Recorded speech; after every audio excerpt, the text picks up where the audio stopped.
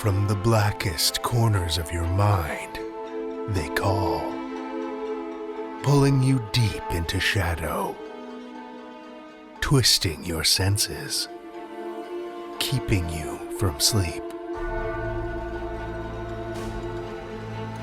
It's time to face your darkest fears.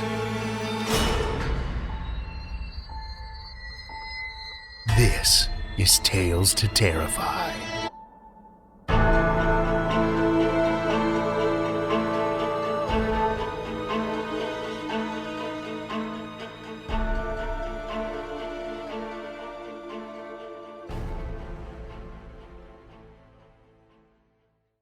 Good evening, children of the night, and welcome. I mentioned a couple of weeks ago that Tales to Terrify was in the running for the People's Choice Podcast Awards. A huge thank you to everyone who voted, because we've officially made the final ballot. If you voted in the first round, you may receive a request to cast a second ballot. And if you do, we'd be so grateful if you'd once again take a moment to toss one in the barrel for us.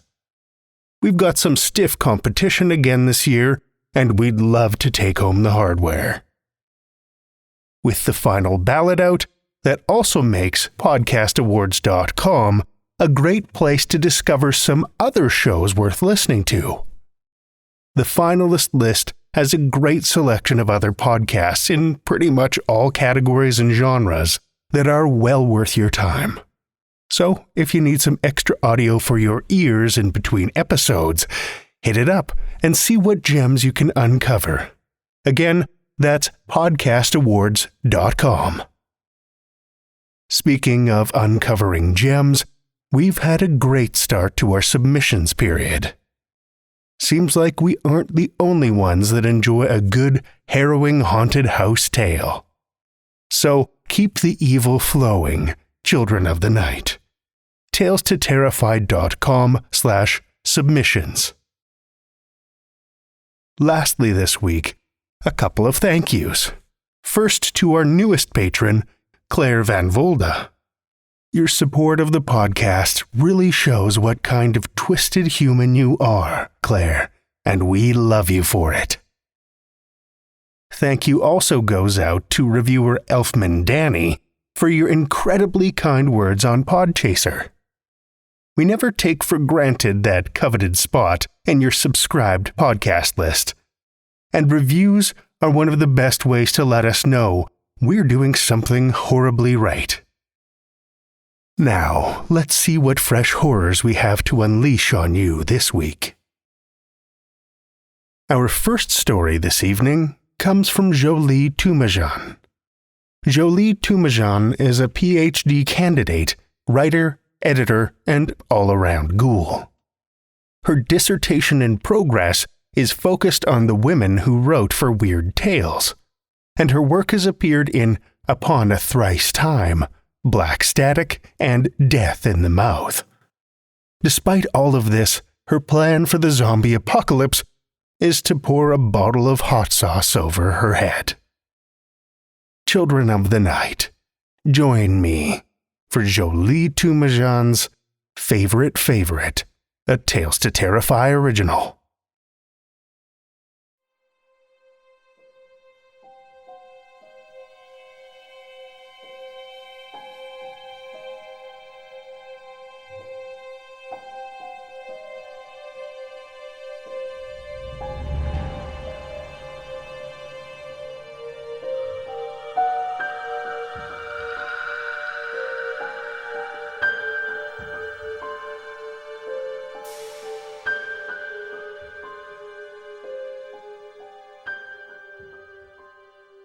Alara often wished she had been born earlier so the kids in her class would taunt her, call her Jesus freak, and ostracize her.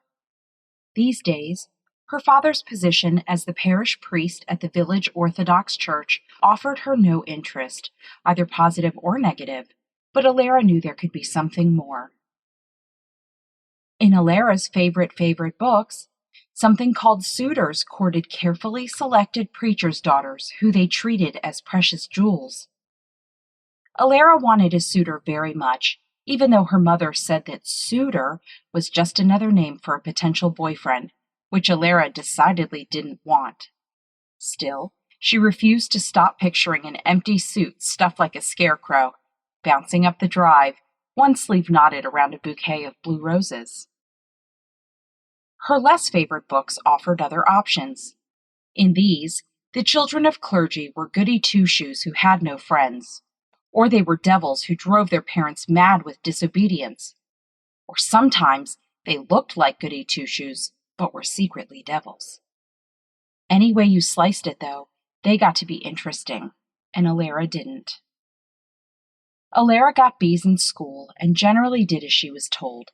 She hunched over her tests to stop her friends from copying her answers and always came home with her bow still in her hair.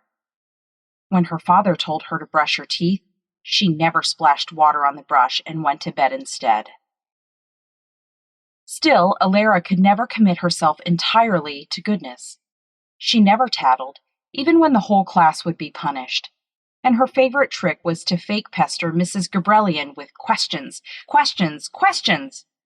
giving Paris the opportunity to steal the bag of glittery reward pencils from the desk drawer. She was neither popular nor unpopular, invited to all the birthday parties, but nobody's best friend. And she had no particular reputation among the parents of the village other than for being polite, if plain-spoken. Alara was just medium, regular, passed over, always second, and the best thing to happen to her was her 3-year-old brother Edgar getting torn apart by a bear. Of course, no one in the village was entirely sure about the bear, but it seemed right. Plenty of things lived in the thick woods surrounding the village on all sides, and the adults often cautioned the children of mountain lions and wolves. Her parents refused to tell her what happened to Edgar, only that he had been in the woods and had gone away to heaven. They didn't even bother with a closed casket funeral, just a cremation and wake. The adults excused Alara's father from gossip about his inability to hold a decent funeral for his own son when they saw the depth of his grief. Alara pinched the skin of her wrist between her 2 bony fingers as she watched her father swaying, sobbing, hiccuping out shameless tears and snot. At the end of the wake, when the adults prepared to go back to their neat, unchewed lives, Alara's friends, Melody and Laura, pulled her outside and told her with all seriousness that little Edgar had gotten eaten up by a bear. There wasn't enough left of him to fill a thimble, and the mortician packed the urn with dust from the vacuum cleaner just to give Alara's mother something to bury. Then they said sorry and tripped back inside. "What you thinking about, weirdo?" Laura stuck her finger in Alara's ear. The intrusion startled Alara into honesty. "My little brother," she said. "At a sleepover? Weirdo." "I mean," Alara smoothed the edge of her sleeping bag. She didn't want to be here, the same way she didn't want to go back to school yet, but she had to do that next week anyway. Edgar had only been dead for 2 weeks, but her parents kept sending her out of the house and saying she needed some normalcy, when they really needed an empty house so they could scream at each other. All the neighbors heard, and when she rode bikes with the kids from school for more normalcy, they filled Alara in on the details.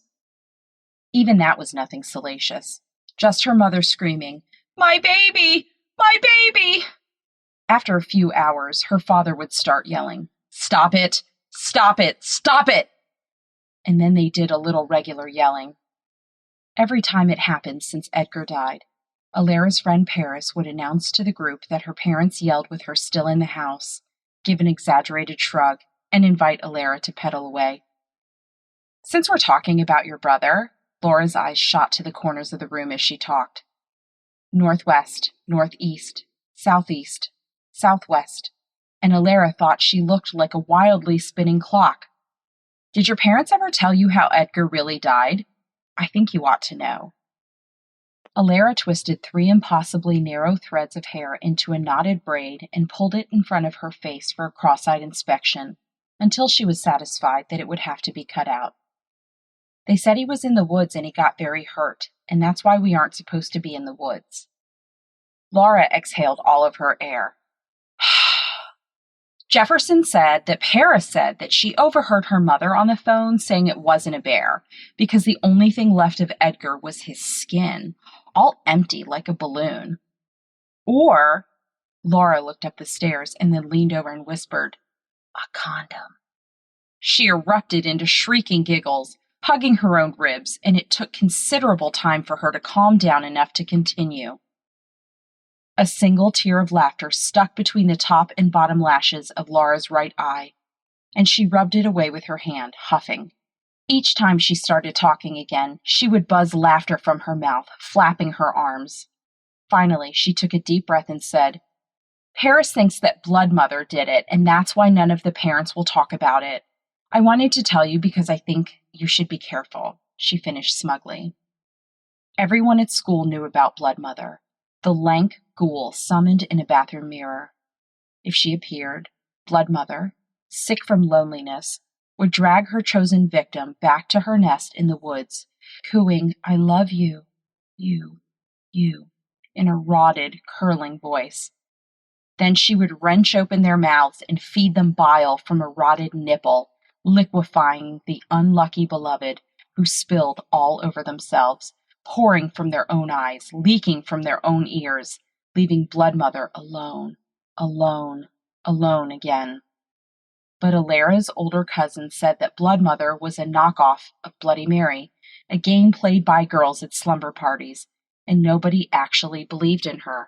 And it was true that whether the bathroom needed to be dark or candlelit, or whether you looked into the mirror or faced away, or whether you repeated the name 5 times, or 3 times, or 7 times, or shudder 13 times, changed depending on the teller. He just died, Alara finally answered. He got out of the house and an animal caught him, and it was horrible. She tugged on the braid, feeling strands snap and release from her scalp. There's no such thing as Blood Mother. It's a stupid story. There is such a thing, weirdo, Laura answered. Melody said that she and her sister called it once, but it just looked at them. Her sister tapped the mirror, like you tap the aquarium to make the fish move, and then it disappeared. Like a week later, the nail she used turned black and fell off. Melody wouldn't lie to me. We're practically, related. There's no such thing, Alara said forcefully. Yeah? Come on, then. Laura grabbed Alara's arm and dragged her down the hallway, past rows of ray-dun bowls set on half-moon tables, each filled with rocks that said wish and love and peace and relax. Laura shoved Alara into the guest bathroom barely big enough for both of them, every inch of the walls covered in watercolor paintings of seashells. Alara noticed too late that the room had no windows, and when Laura flicked the light, it plunged them into a harsh darkness. After images of the vanity lights danced across her eyes and a tickle ran down Alara's arm. A stray hair? A spider? When Alara gasped, Laura pinched the skin behind Alara's elbow and twisted her fingers, like turning a key in a lock. It's only a game, right? Call her, Laura insisted. I'm not doing this. You said it wasn't even real, so what's the problem, weirdo? We don't even have a candle. You're stalling. Say it, Laura dropped her voice to a hiss. Pussy, I bet Edgar dropped dead of boredom from being related to you. Alara never wanted to think about the exact way her brother had been torn to bits, but the images always came late at night, and Laura forced them to happen here and now. A lolling blob with unrecognizable features, vertebrae jutting like handles. A strip of skin ripped from his rib cage, still hanging from the shoulder joint.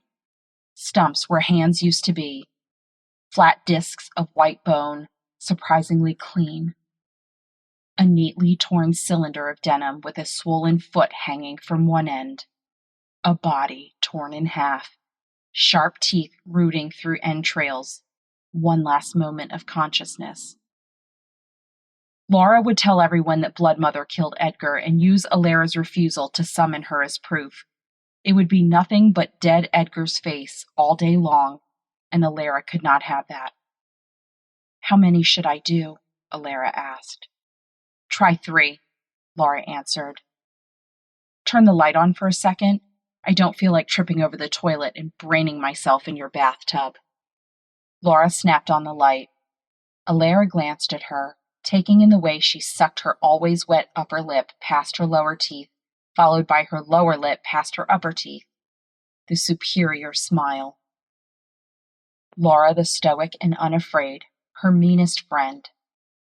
Alara smiled at her in the mirror, and Laura stuck out her tongue and flipped the switch again.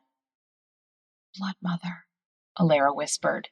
She leaned forward and curled her fingers over the cool edge of the wash basin. She could have sworn she saw a wiggle in the dark. "Blood mother." A slight click, a footstep on a loose tile. Alara whipped her head toward the sound, her eyes brimming with the room's stultifying blackness. "Laura, was that you?" "Come on." Laura's whisper tickled the back of her ear, and Alara's whole body tingled. She set her shoulders and leaned closer to the mirror. "Blood mother." As Alara spat out the last summon, Laura threw on the light, and the mirror filled with a thin face surrounded by a tangle of unkempt black hair. Alara screamed and rolled backwards, crashing into Laura. They banged against the wall as the bathroom rug slipped out from under them, sending them tumbling to the floor. Alara whipped her head, checking the reflection of every last seashell painting. Laura howled with laughter underneath her. "Oh man, screaming at your own face is a new one, weirdo." "What's all that?" Laura's mother slur-yelled from upstairs. "Nothing, Mom," Laura yelled back. "Just scaring ourselves." Alara lay in her sleeping bag, breathing the stale air of Laura's house. The image she hated the most writhed in front of her. Edgar's face as the pain began, contorted in confusion, too young to be afraid, only upset. Edgar's eyes scrunched up in a scream. The sticky pink smear of his mouth. Alara chewed a piece of dead skin off her lip and rolled it over her tongue, mashing it between her incisors before swallowing it. Somehow, Alara had even less of her parents' attention with dead Edgar than alive Edgar. Alara had to share her toys with alive Edgar, even when he broke them, and when alive Edgar tossed mud on them both, her mother yelled at Alara for letting him. Alive Edgar took half the pile of Christmas presents, and Alara couldn't have a turkey leg for dinner and leftovers anymore because alive Edgar liked the tender dark meat too. But somehow dead Edgar was even worse, a black hole of her parents' attention, a void of anguish. Her mother didn't brush Alara's hair in the mornings. Her father handed her crumpled $5 bills and told her to get a sandwich from the deli on Main Street every day, even when everything for Alara's favorite, a tuna sandwich with skinny sliced sweet garlic pickles, sat untouched in the cupboard. Alara knew things would be different with dead Edgar, but she didn't know it would be like this, and she slammed her eyes closed, hoping to push Edgar out. A rush of tinkling clicks filled the room and then surged like a hard rain. Alara rolled over, counted to 10, opened her eyes, and sat up. The thing outside the window looked like a woman, but longer, stretched, distended, topped by an egg-shaped head framed with stringy black hair. Hands clutched the sash, squat, square palms topped with elongated fingers and jagged, layered nails.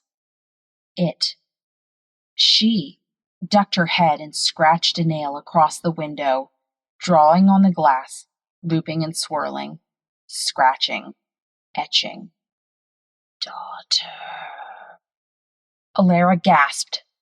The head snapped up, trapping Alara in dilated pupils. The woman smiled, and Alara started to smile back, but the woman's mouth kept going, revealing long teeth, hooked and barbed. A second row of teeth descended from behind the first, straight and needle-sharp. The sash lock clicked open, and a thin nail wormed between the edge of the window and the sill, the space widening. More fingers curled past the ledge, spindly as spider legs. and Alara smelled sun-hot fur and the tang of congealed blood. "I was worried you wouldn't come this time," Alara said. At Laura's wake, the adults petted and made a fuss over Alara, conducting silent adult conversations. A glance at the top of Alara's head. "This girl is going to need therapy." Lemon sour, tight lips. "Can you imagine?" A whistle with no whistle. "It has to be environmental. Maybe there aren't enough deer for the wolves." Raised eyebrows and tilted heads. "We should move." Head turned toward Laura's mother, arms crossed over ribs, looks of heart-rending concern.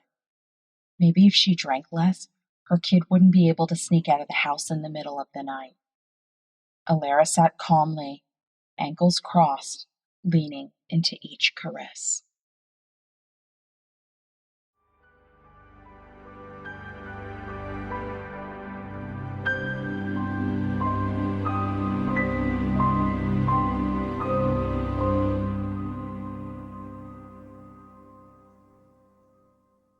That was Jolie Toomajan's favorite, as read by Kat Woodford. Kat is an ER nurse and educator in Northern Maryland, where she lives with her husband, stepson, Cat Stinky, and dog, Bark W. Griswold.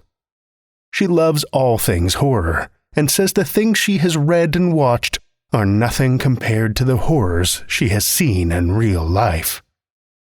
When she's not working in a hospital or voice acting, you can find Kat sailing with her family or riding motorcycles with her husband. Thank you, Kat. Our second tale tonight comes from Erica Ruppert. Erica Ruppert is a member of the Horror Writers Association who lives in northern New Jersey with her husband and too many cats. She writes weird horror and dark fantasy, and her work has appeared in magazines including Unnerving, Lamplight, and Nightmare, on podcasts including Podcastle, and in multiple anthologies. When she's not writing, she runs, bakes, and gardens with more enthusiasm than skill. Her novella, Sisters in Arms, was released by Trepidatio Publishing in July 2021. Listen with me, children of the night, to Erica Ruppert's Alba, first published in Another Realm, April 2016.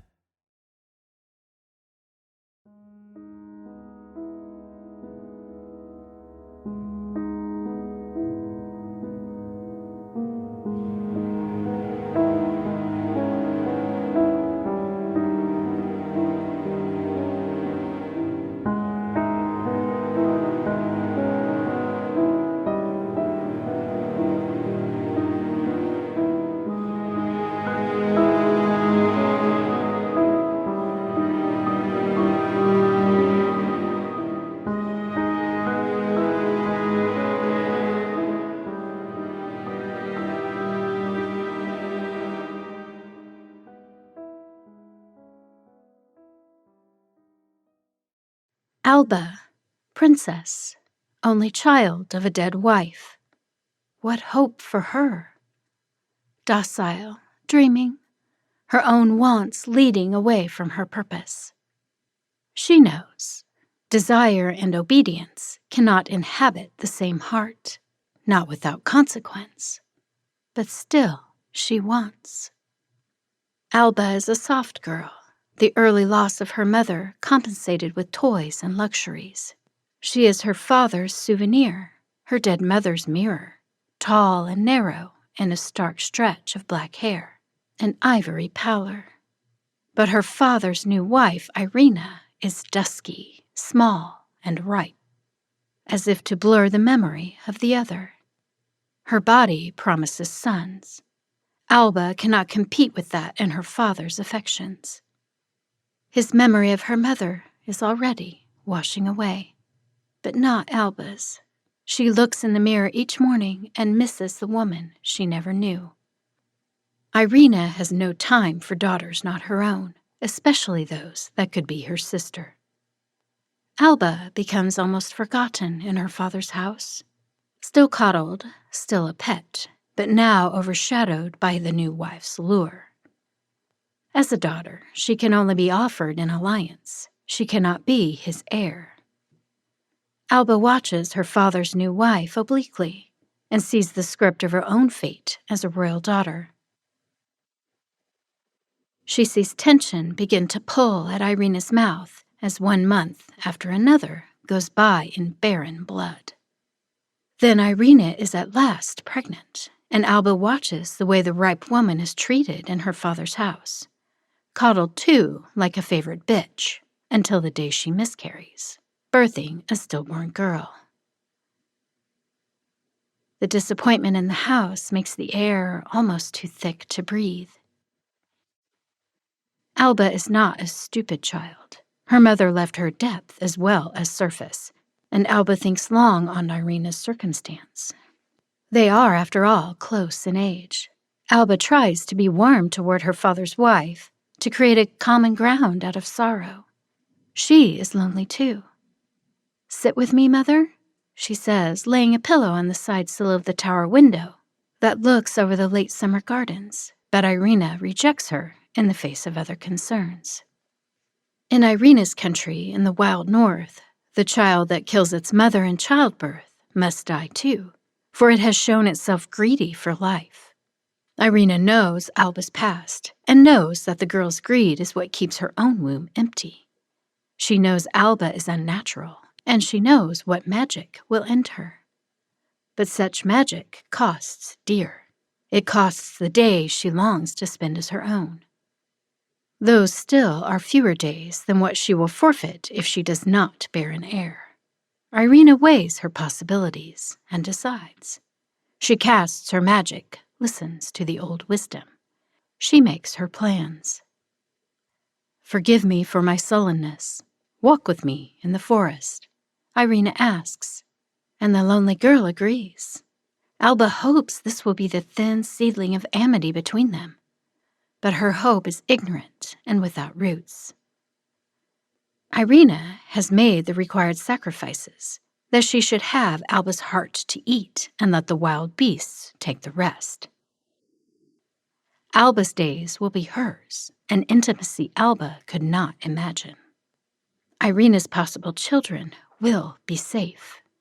But when they reach the place Irina has chosen and consecrated, Irina pauses. Her predator's instincts rouse. Her fingers tap the butt of the knife sheathed up her sleeve, knowing it is already too late to draw it. There are eyes among the trees that watch their every step, every breath. Eyes glinting like fractured mirrors when they catch the sun. Leaves tremble without a breeze to stir them. Shadows do not fit to the trees from which they spring. This is magic too, far different from what Irina wields. Irina cannot see the watchers, but she knows she will not leave the forest unmarked, in flesh or memory. If she keeps on, Alba, calm as milk, seems not to notice. "What is there, girl?" Alba looks sweetly at Irina, a smile on her lips. There is such comfort here for her. "I know you know. Tell me," Irina demands. Alba closes her eyes, then scents the air. "I do not know them," she says, "yet they are no strangers." In the dim light, the shadows gradually move and take form. Arms and legs straighten to reveal mannequin shapes, with bright black eyes in their dust-brown faces. Not animals, not men. They wear rags and leaves and skin, hold short knives and carry spears. They are prepared to hunt. Irina grabs Alba's wrist to hold her where she stands, although Alba makes no motion to run. Irina gestures with her free hand and whispers a single word toward the mannequins away. It has no effect. Sweat stands out on her face. "Make them go," Irina hisses in Alba's ear. "Tell them you don't need them." Thin rumors have long echoed that Alba's mother had been so protected, that the charm was in her blood. Even Irina had heard them. She had hoped they were exaggerations. Alba stares at the creatures, wondering, unafraid. These creatures love her. She knows this, does not know how, but their love is a thing to which she is entitled. They will not let her come to harm. She knows. It is all right, Alba says to the dusky creatures. We are friends. The mannequins seem to fade into the tangle of the forest. Only their sharp eyes still visible. Irina pulls on Alba's arm to steer them back the way they had come. She can read the warning. Now is the wrong time, the wrong place. There will be another time when she is better prepared. Soon Irina is pregnant again. The house fills with tense anticipation rather than joy. While this new child grows in his wife's belly, the king negotiates a match for his Alba. It is past time for it. She is well old enough to be useful, to heal an old breach in a once profitable alliance. Alba is told the name of her future husband and told to prepare for him. She must be pleasing. She must be ripe. She must be worth her husband's father's risk in taking her. Alba says nothing to her father's command, although she thinks long on it. She sees how thin Irina has become despite her growing belly. How drawn and pale her face is. She watches Irina's fear. She pities her. She does not want this for herself. Irina knows that Alba watches her. She knows she will not bear a living child until Alba is gone. But Irina cannot raise a weapon against her. The inherited protection about Alba is too strong. But Irina can turn to another way, as old as the old magic and as dark as its wiles. She can disguise the knife. Irina uses her other skills to make an apple flawless, blushing red, and poisonous. It costs her much, but it will bring her much. Once Alba tastes it, once the poison stops her heart from beating and her blood lies still in its veins, the creatures will lose all sense of her. Her protections will fail, and Irina will have her heart to eat like some rare fruit and swallow it with all of Alba's days. Let us go into the forest again, Irina says to Alba. It is so hot in the gardens, and the trees make it cool. Yes, Alba says, her thoughts already on other concerns. Irina fears the forest, but there is no spot secret enough in her husband's house for such a purpose as hers. She veils her thoughts, hoping Alba's creatures will not see past them to her intentions. Irina leads them down a different path than last time, but the ending will come all the same. When Irina tires, they stop, and she draws from her pocket the beautiful fruit. She wipes a speck of lint away with shaking fingers and holds the apple out to the girl. We have walked so far, she says. You must be hungry. The trees around them own their shadows. It is quiet here and cool. Alba knows what she's being given. She has thought long on it, turned the prospects in her mind like a jewel. She sees the pain and starving need in Irina's face, thinly masked with false friendship. Alba weighs the possibilities contained in Irina's plot. She can choose a quick death here in the cool green forest, or a slow one in service to her husband-to-be. Alba takes the red fruit, turns it in her hand. Irina watches her, avid. Alba meets her stare and lifts the apple to her opened mouth. She bites it, and her eyes grow wide as the morsel falls on the back of her tongue and shuts her throat. The juice of it trickles down, sweet, the taste of the apple following her into nothingness like a memory. Irina waits, her own breath held as Alba's stops. Her fingers crook into claws around the silver of the blade. She hopes she has hidden her purpose from the creatures, hopes she will have enough time. The forest is still as a grave. Irina bends over fallen Alba, loosens her blouse, bares her white breast for her harvest. She clears her thoughts to let the memorized chant flow free. But the spell she whispers dies on her lips as Alba's protectors coalesce from the shadows. They come armed with knives and claws and teeth of their own. Irina knows her chance is gone and runs from them, unsated, hot hate in her mouth instead of a warm heart. One possible future is wasted. The mannequins do not care that Irina has escaped. They care only for their Alba. They lift her, a multitude of small hands, to bear her slender body away. Under the trees with them, she is safe, even if she does not draw breath. They know she is not lost to them. Irina did not understand her potion's subtlety. The rare poison keeps Alba still, but not ended. Her eyes remain open, reflecting patterns of leaves and shards of sky. Her pale hand still curls around the apple. The creatures carry her deep into the forest to their home, where they have made a shrine for her in anticipation of this moment. They have carved a coffin of quartz as clear as glass, polished and shaped like the curve of arms to hold her.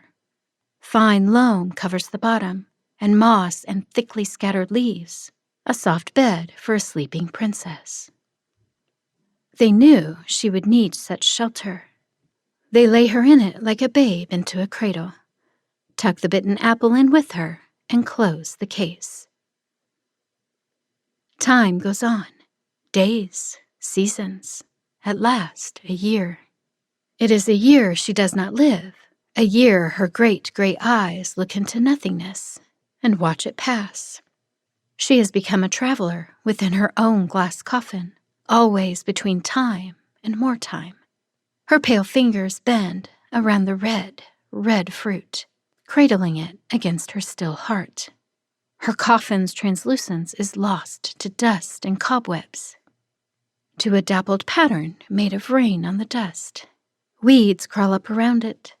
She is outside the limits of measure now and can extend her life indefinitely, tick by precious tick. She remains unpossessed, drowsing and almost aware. In the year Alba dreams, Irina loses 2 more pregnancies. The second is a son, born too early, who drew breath for an hour before he died. She grows desperate, knowing how close her own fate hangs over her. Her king's mood changes from one of expectation to one of demand. He grows older, his own time slipping away, his opportunity for an heir with it. Even his daughter is lost. Sometimes he strikes Irina, careless in his disappointment because she means so little to him. To escape him for brief hours, Irina walks alone in the forest. It is safe enough now that Alba is gone. She travels the path she knows. She wonders if her life is worth another apple for the king. One day she pushes further into the trees, following the merest sketch of a path. She can feel the age of the mossy trunks around her, the weight of time misting in the air. She presses on through a grove of fir trees, sliding past their saggy branches into a dappled clearing. Irina stands for a moment in the sudden sunlight, letting it warm her skin. She has lost much of her color since she has become a wife. It is a few moments before Irina notices the mottled glass coffin beneath its covering of branches.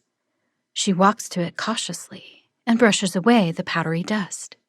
Inside, blurred as if by water, she can make out the still form of Alba.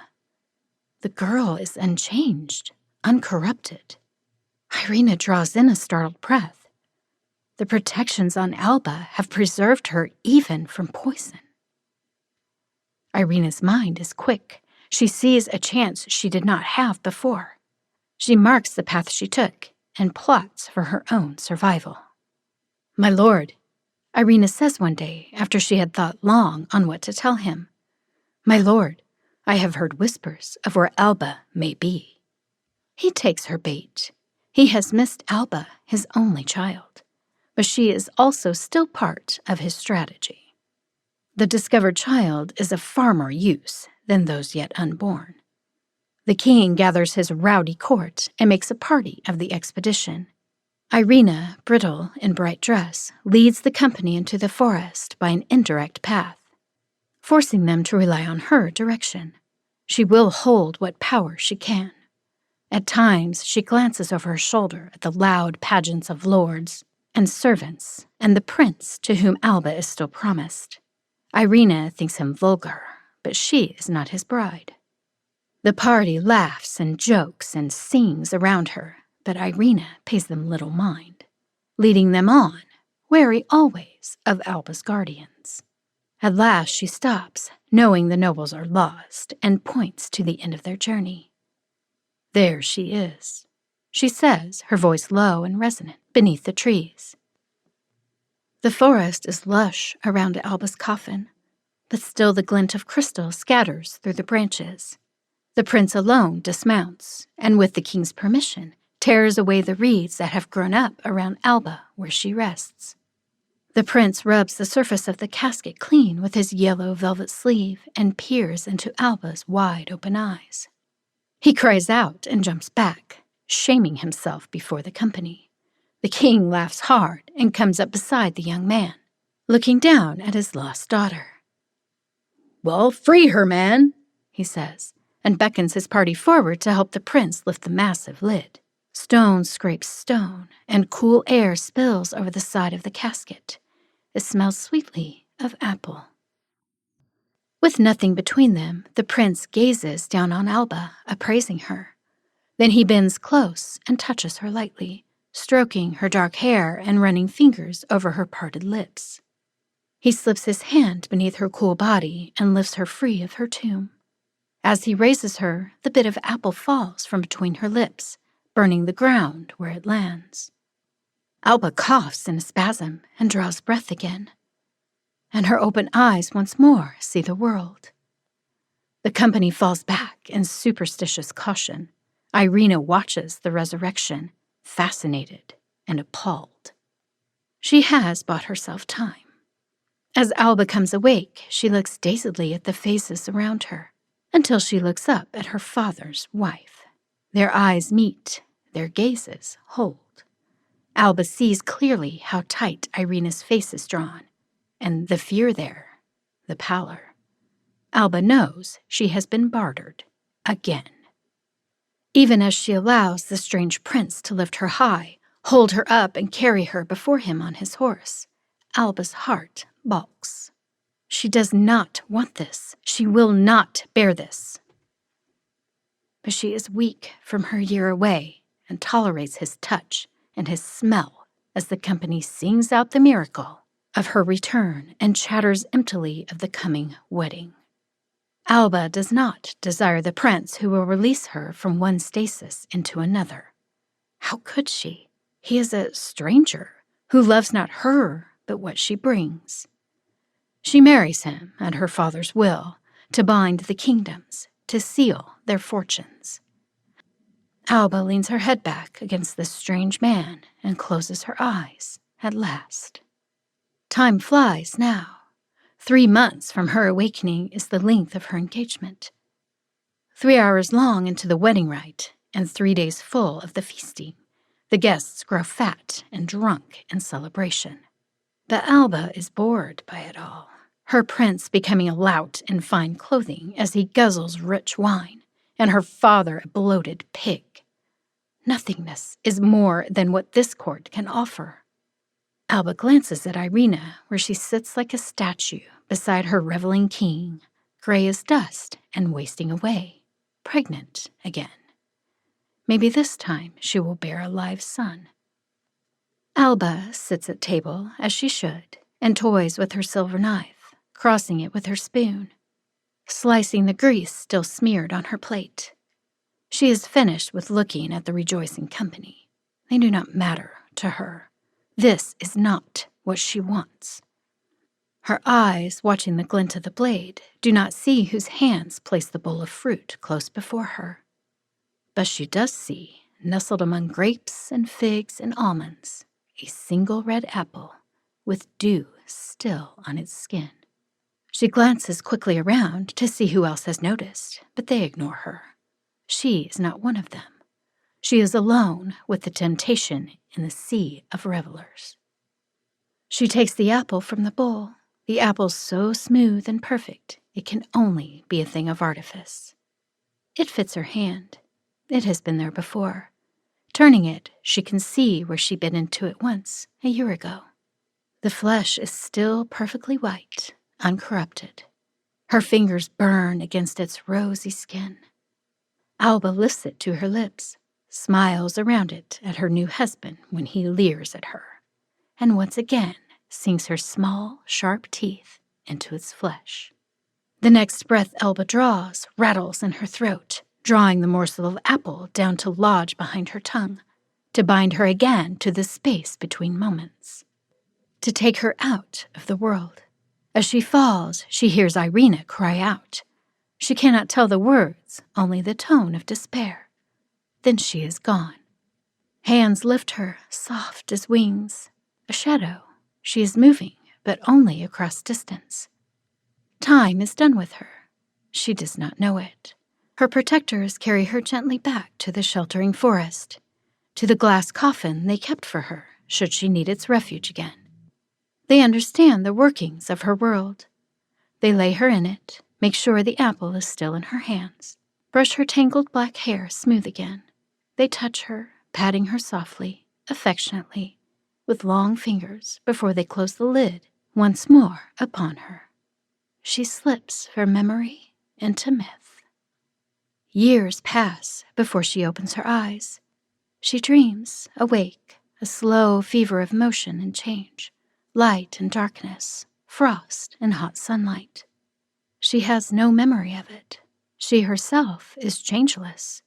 She becomes a legend, Alba, the lost girl, the lost tomb with a treasure within it, rubies and onyx, ivory and pearl. She would laugh to hear the young men whisper about her over their mugs, plotting to prove their manhood by finding her and releasing her. She is something to be acted upon, a blank canvas, clear water. But one young man goes further than bragging. He searches beyond the rumors and bravado for the fragments of truth that straggle through the old church records and royal missives. Royal himself, another prince, he has the means and the time to follow each possibility into the forest, a quest that he hopes will win him a legend of his own. He does not truly expect to find her, not Alba. He expects barren bones. He expects some hollow reflection of the gilded tales. But with effort and a long portion of his youth, he finds the place where she lays, and at last stands in the strangeness of it. The forest clearing is hushed and lonely, lost rather than abandoned. Vines twine thickly around the glass tomb, the grave so long unattended that the form inside is unseeable, her existence an act of faith. Like another prince before him, he pulls the heavy growth away, rubs at the filthy coffin to peer inside. There is a figure in there, shadowed and indistinct, still softly female. This prince runs his fingers along the edge of the casket, feeling for the junction between the body and the lid. He finds it. He digs a pry bar into the narrow slot and wedges the heavy lid up. When the seal is breached, the sweet breath escapes. A fragrance of earth and dry grasses and ripe fruit. Straining, he pushes the lid aside, rocking the coffin, rocking the still figure within. The incorrupt apple once more rolls out of Alba's hands. The bite of it once more rolls off her tongue. Her throat opens again. She gasps and closes her eyes for the first time in ages, letting her memory refill. She has felt all this before. It is no surprise to her. But he steps back, overwhelmed, overawed. Alba rises without his help, pale within a cloak of loose black hair, and looks at him in slow, chill judgment. His fine clothes and signet betray his rank. He is a man like her father was, like her long-ago husband, rooted to the earth, consumed with status and rule. She does not want him. She raises one white hand and waves him away. The prince flees from her, convinced she is a vampire, demon, monster. He sought only to rob a grave and prove his own wit, not to resurrect a living myth. She is unnatural to still live. Her magic is not what was bargained for. Alba is glad for the rustling silence that fills in the prince's wake. She sits alone on the edge of the coffin as the day unspools, adjusting the sensation of passing hours. It does not matter to her that she is alone, unanchored. She breathes deeply, evenly, reclaiming her life. She must decide what it will be now. The falling sun gilds her, and finally she is able to slip back into the steam of time. She stands, solitary, surveying the quiet forest. She knew this place once. It was safe here. It is hard to walk, hard to begin to live again. The apple still lies in the coffin, in the cool hollow where her body had been. Alba moves a little stiffly, steps gingerly away from it, uncertain of this new course. It has been so very long. Among the tall trunks, she remembers, more than she sees, the path she must take. She follows the bare memory of a trail to a low, ruined house. She has never been inside of it, but she knows what she knows. Her mother left her this, if nothing else. The door is gone, and much of the roof. The house has been uninhabited for many of the years she lay untouched in her coffin. Inside the crumbled house still are 7 small husks, dry scraps of leather and bone, the relics of her protectors. They were faithful to her to the ends of their lives, but they could not live forever, not like she might. The thought of it is too much for her. She turns away from them, unable to alter their fate. Light streams into the house from many broken places, a lattice in the air. On the sagging mantel, a bright thing catches her eye. She lifts it into the light. It is a small statue of a young woman, all in white marble, save for the ruby heart, cupped in her carved hands, and the smoke quartz glint of her eyes. Her eyes are open. They knew she would come back.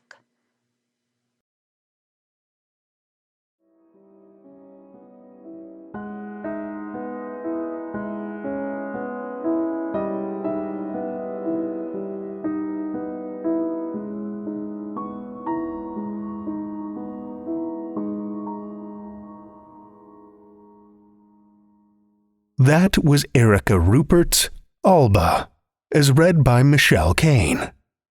Michelle is from the Kansas City metropolitan area.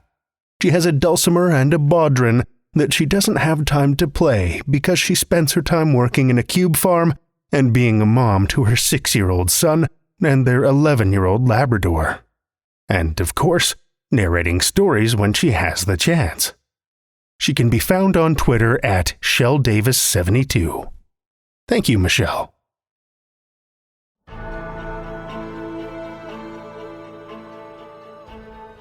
Well, children of the night, the hour is late, and we've run out of tales to tell. For now. Tales to Terrify is made possible by the tremendous generosity of our supporters on Patreon and PayPal. Incredible fans like Kathy Robinson and Amanda Gottfried, whose generous support helps keep the lights on and flickering ominously. Not a supporter already? Head over to patreon.com/Tales to Terrify, where you'll find all kinds of perks like ad-free and extended episodes, bonus content, and one-of-a-kind collectibles and merch packs. Every dollar goes back into this show to make it as horrific as possible, and we appreciate it so much. Want another way to support the show that doesn't cost a cent? Head over to Stitcher, Podchaser, or Apple Podcasts and leave us a 5-star review. You'll not only put an unnaturally wide smile on our faces, but help new listeners discover our terrifying tales, too. Now you can share your love of the show out in the world. with some Tales to Terrify merch. TalesToTerrify.com/merch will take you to our TeePublic store, where we've got a great collection of creepy custom and curated designs that's always growing, so check back often. Tales to Terrify is produced by Seth Williams, Meredith Morgenstern, Andrew Gibson, and myself, Drew Sebastini, with original theme by Nebulous Entertainment. Tales to Terrify is distributed under a Creative Commons Attribution, Non-Commercial, No Derivatives license. Join us again next week as we dabble in dark magics with more Tales to Terrify.